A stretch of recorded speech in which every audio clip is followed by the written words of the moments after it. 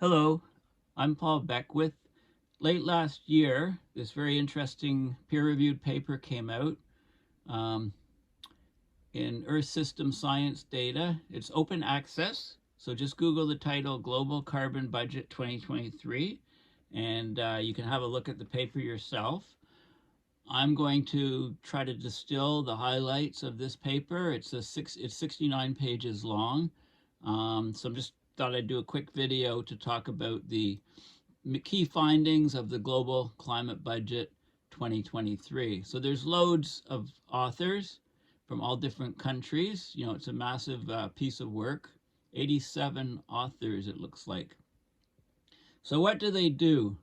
Well, an accurate picture of anthropogenic carbon dioxide emissions and the way they're distributed amongst the atmosphere, the ocean, and the terrestrial biosphere, so the land biosphere, plants and animals, in a changing climate is crucial to better understand the global carbon cycle, to support development of climate policies, and to project future climate change.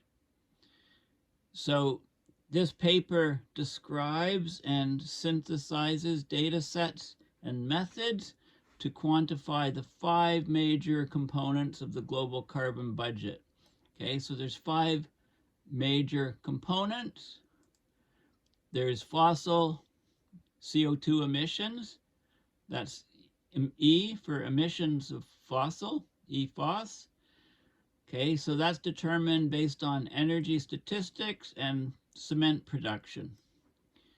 There's emissions from land use change, ELUC, land use change. That's mainly deforestation. So it's based on land use and land use change data and bookkeeping models. Then we have atmospheric CO2 concentration, which of course we measure directly. The longest data record is Mauna Loa, Hawaii. Okay, it's measured with sensors up on the mountain. The growth rate, G atmosphere, okay, greenhouse gases atmosphere, is computed from the annual changes in concentration. Okay, then there's the ocean CO2 sink, S standing for sink of ocean, and that's estimated from global ocean biogeochemistry models and observation-based FCO2 products, so the fraction of CO2 that's in the oceans, absorbed in the oceans.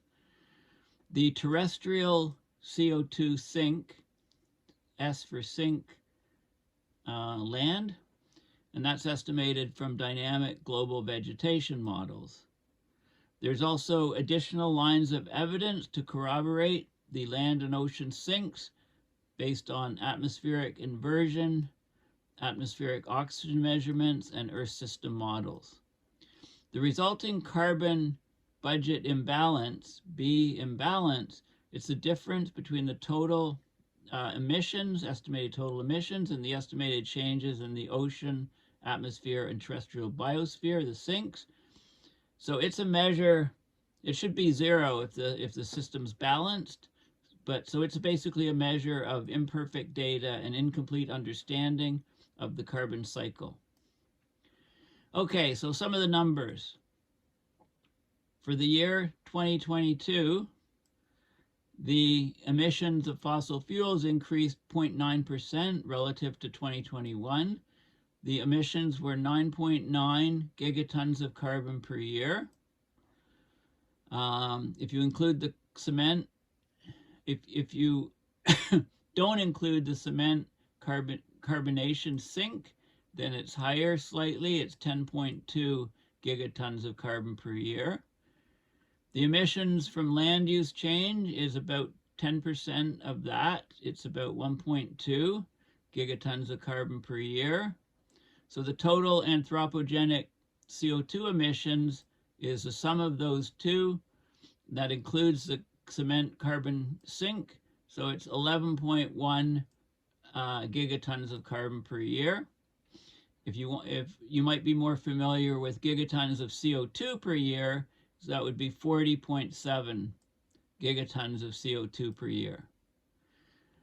Okay, also for 2022, the greenhouse gases in the atmosphere was 4.6 gigatons of carbon per year, or an increase of 2.18 ppms per year. ppm is parts per million, of course. The sink in the ocean was 2.8 gigatons of carbon per year, and the sink of the land was 3.8 gigatons of carbon per year.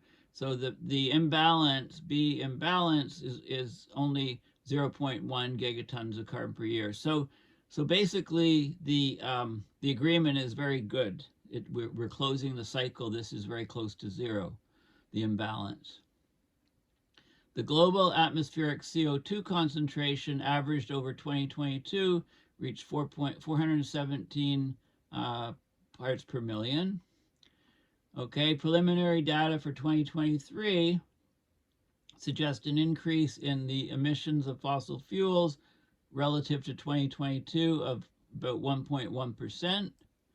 Globally, and atmospheric CO2 concentration reaching 419.3 parts per million, which is 51% above the pre-industrial level of 278 parts per million in 1750.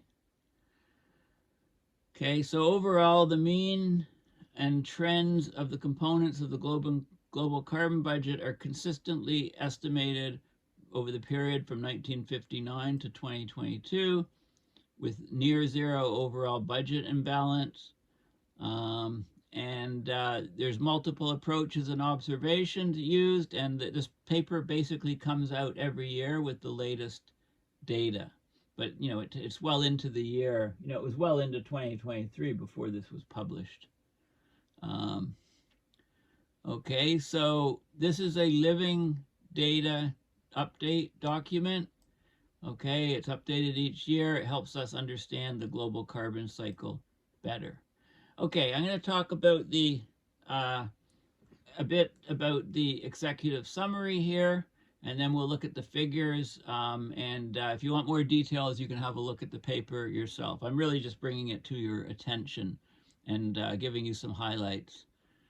So global fossil CO2 emissions, of course, it increased further in 2023 to 1.4% above the pre-COVID-19 pandemic 2019 level.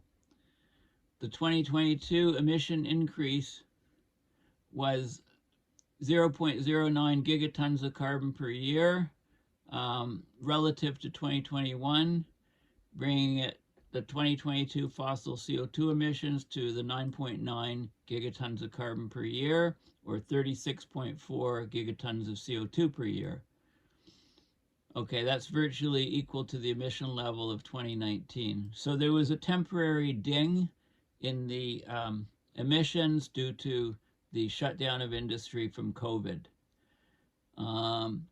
2023, when all said and done, when the next version of the paper comes out, be about 1.1% increase relative to 2022, bringing emissions to 10 gigatons of carbon per year, or 36.8 gigatons of CO2 per year, which is 1.4% above the 2019 level. So marching onwards and upwards. Emissions from coal, oil, and gas are all expected to be slightly above the 2022 levels, 1.1% higher for coal, 1.5% for oil, and 0.5% for gas, natural gas.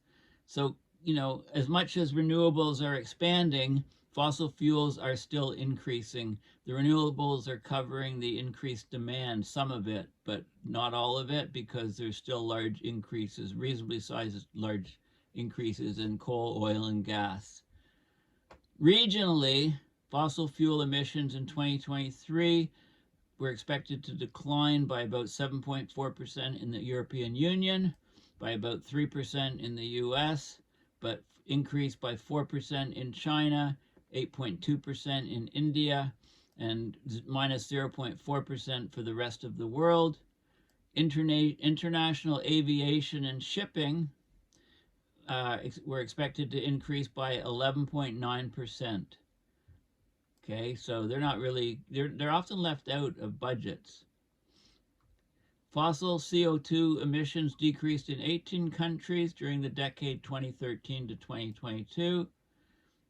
Altogether, these 18 countries have contributed about 1.9 gigatons of carbon per year to fossil fuel CO2 emissions over the last decade. That's about 20% of world CO2 fossil fuel emissions.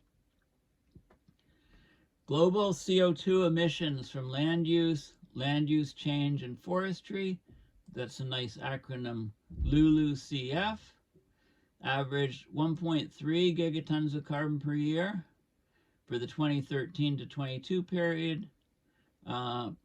Preliminary projection of 1.1 increase for 2023. A small decrease over the past 2 decades, but not that small. Emissions from deforestation, the main driver of global gross sources, remains high at around 1.9 gigatons of carbon per year. We're deforesting the planet at very, very high rates still.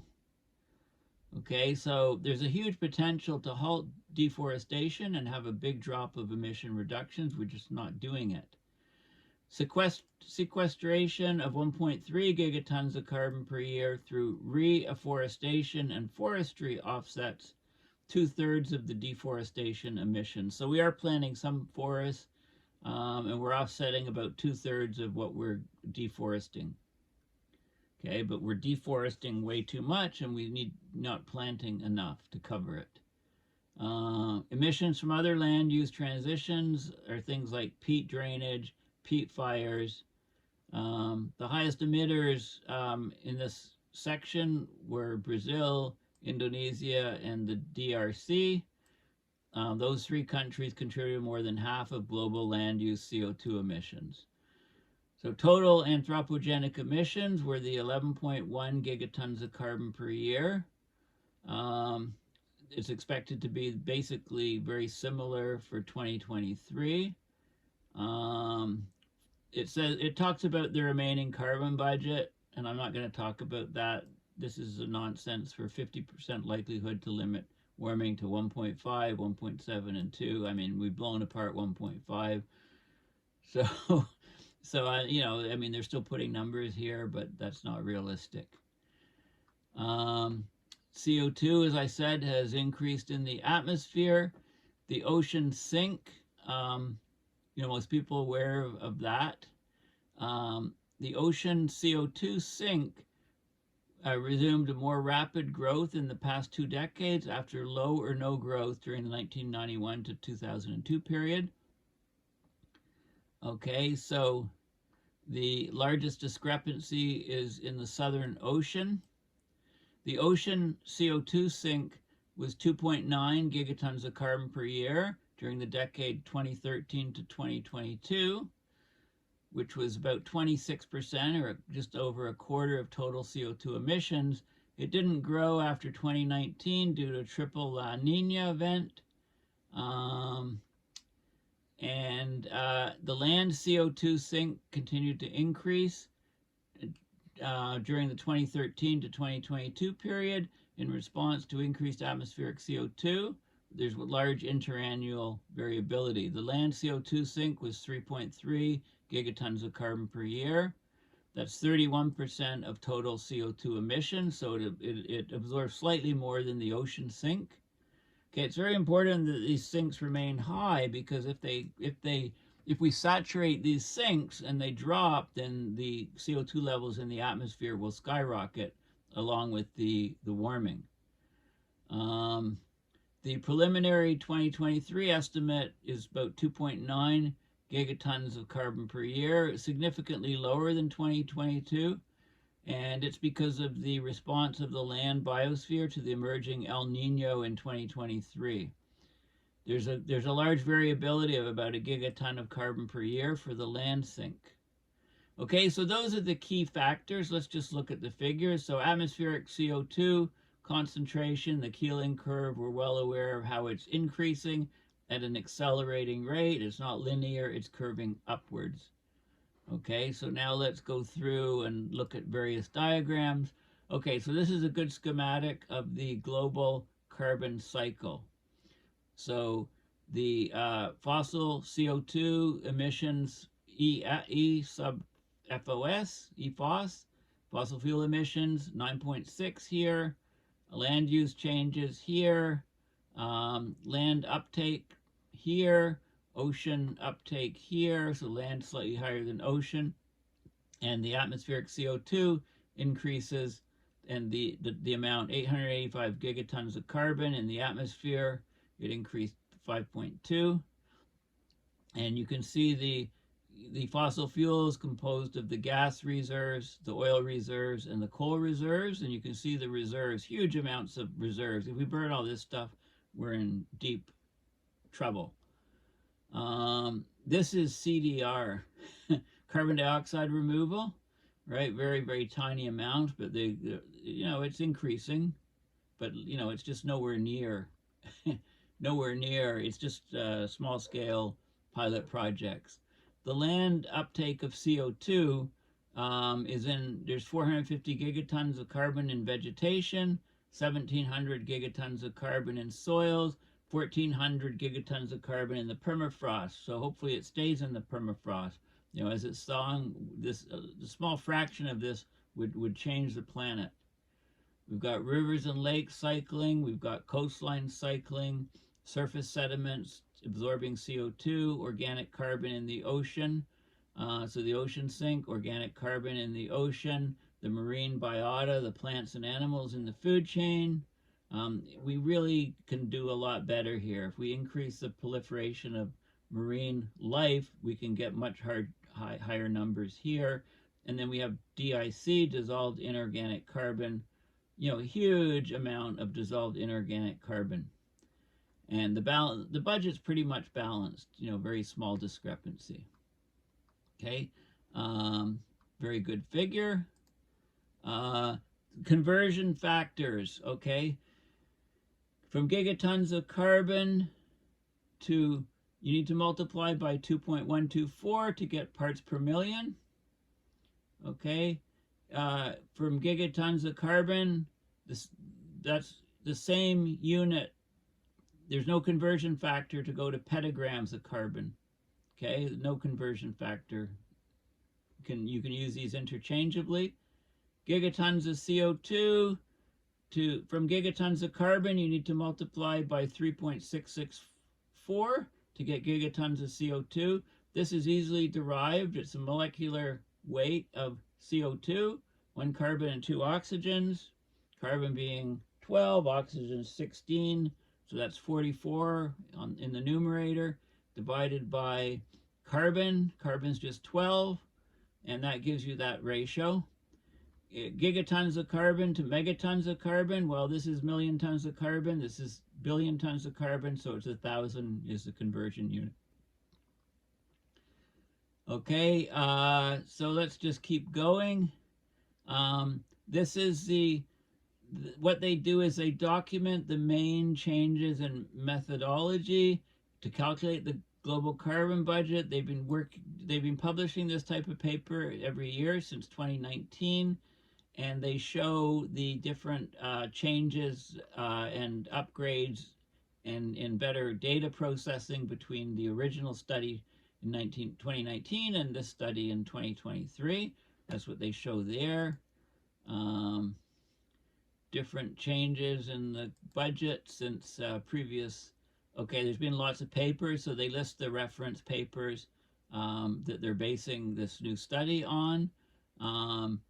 This is the annual carbon emissions on a plot from 1850 to present day, and it divides it up. So this is the CO2 flux in gigatons of carbon per year. This is the fossil fuel emissions, is the gray. The net land use change is the yellow.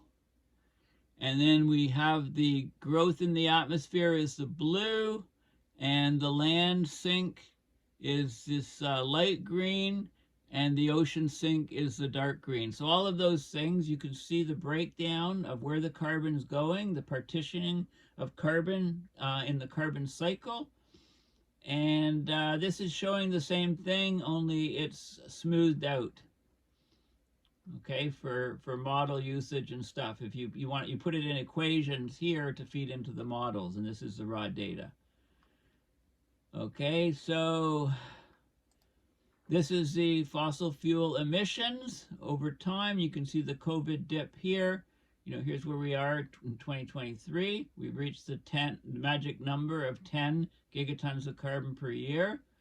This is the atmospheric growth rate, or CO2 flux, gigatons of carbon in the atmosphere. This is the land use emissions.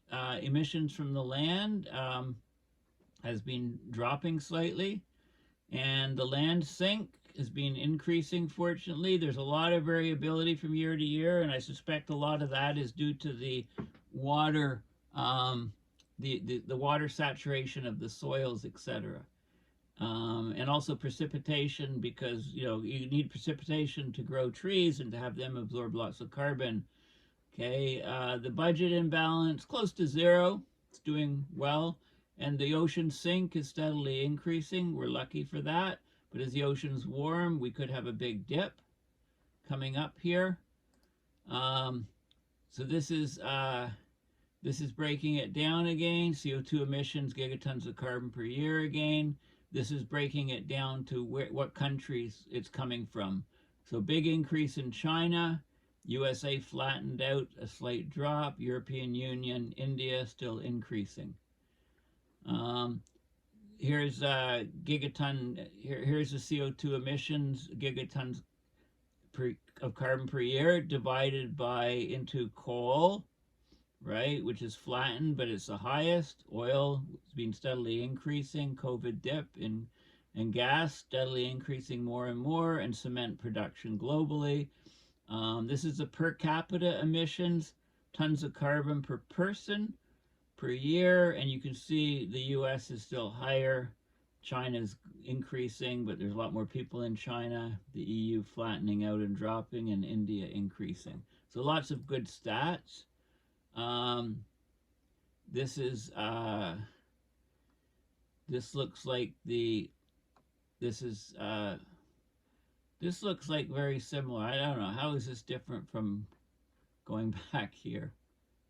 Oh, I guess, did I show this already? Yeah, I guess I showed this already. Okay, thought I was going to the next page. Here we go.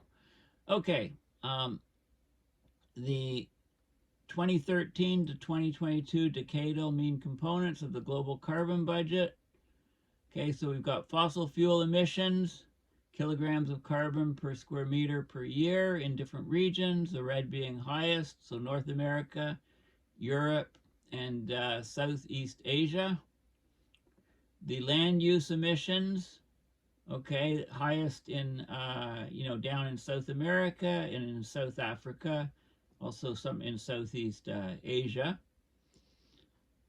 The ocean sink, okay, so positive numbers are the oceans absorbing CO2 from the atmosphere.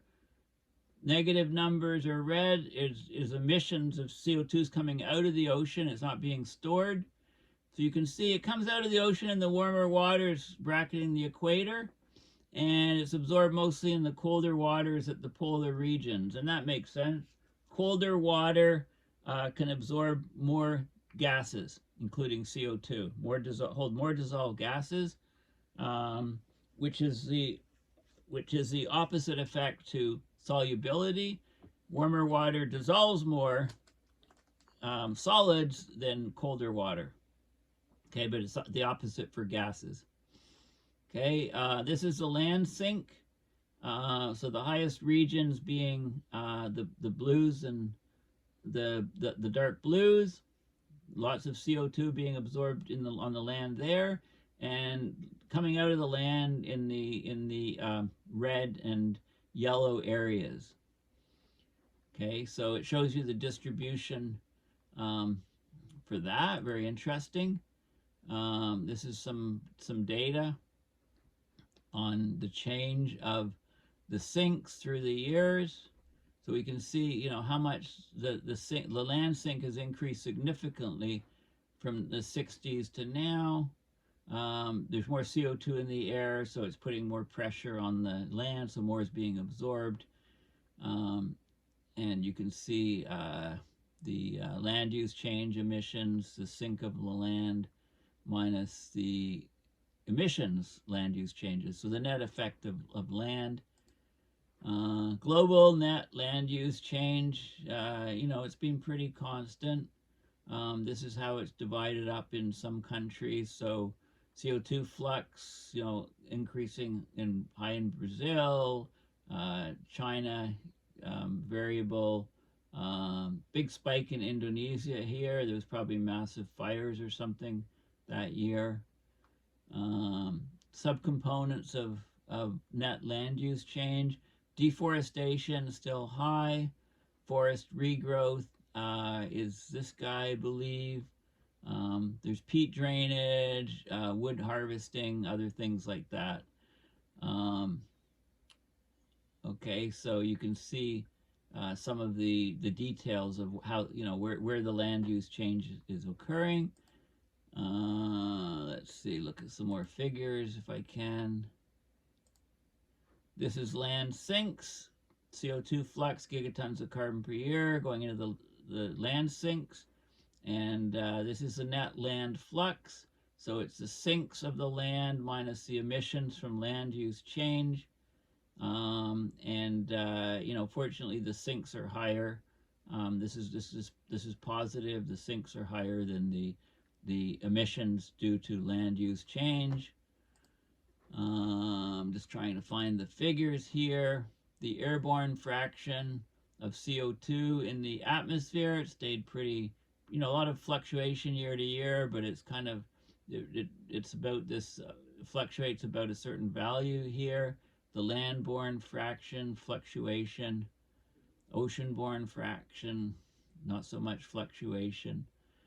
Okay, and this is the ocean sink, increasing over time from different ways of calculating it.